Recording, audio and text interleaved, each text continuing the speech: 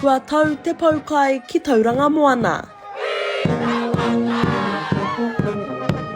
Ai mihi ana ki ngā iwi kua tai mai tēnei rā ki te whakanui tēnei Poukai, te kua tahitanga o ngā iwi o tēnei rohe Tauranga Moana puta atu ki te rohe o mai ngā kuri a whārei ki Tihirau. Me te aha hāngai ana te aro ki ngā take tōranga pū o te wā, arā ki tā te kāwanatanga aro kia whakakore a ngā tūru Māori ki ngā Kaunihera huri i te motu.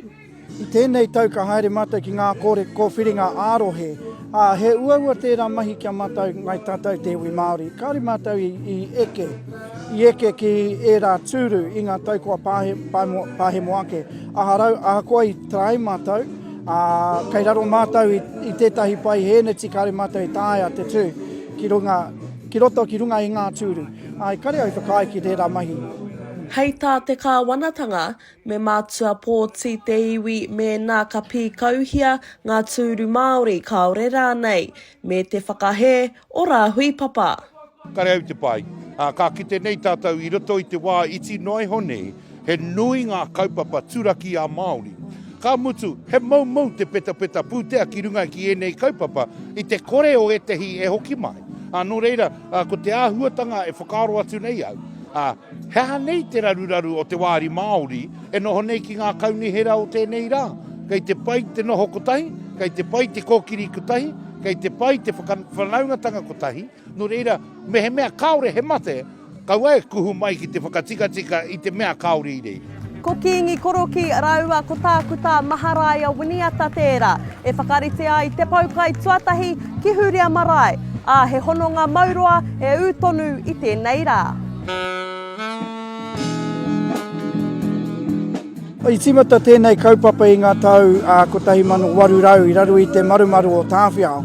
Ko tōna ki mai kia hara mai ki Tauranga Moana. Kite i te whānuitanga o ngā hauhau o te kīngitanga me ki. Koe rā titake ka tū te paki o Matariki ki runga o Hangarau. I ngā tau ko tahi mano iwarau rima te kau, ka honoa te puia me maharaia i runga i te mea kia whakaarake a rangi nui ki roto i a Tauranga Moana. Koe rā tētahi o ngā take ka tū te Poukai ki konei ki huria marae. I roto i ngā ono te kau o tērā rautau i whakaara maira e maharaia tana whare, ka mutu ka whakapaupauhia te Poukai ki runga o huria. Kua tūke ki roto o Hangarau, i roto i te moana o Tauranga, ka mutu ko ia tēnei ko te whāinga mai o te kotahitanga. Te kotahitanga o maharaia kia te poea, kia koroki, o tirā ki ngā uri whakatupu o tēnei rā. Ko ia tēnei ko te kaupapa o te Poukai, he whakakotahi ata. Hei tērā tau ka tau te Poukai o Tauranga Moana ki te marae o tū te reinga. Keira Williams, a tū te reo irirangi o Moana, ma Aukaha.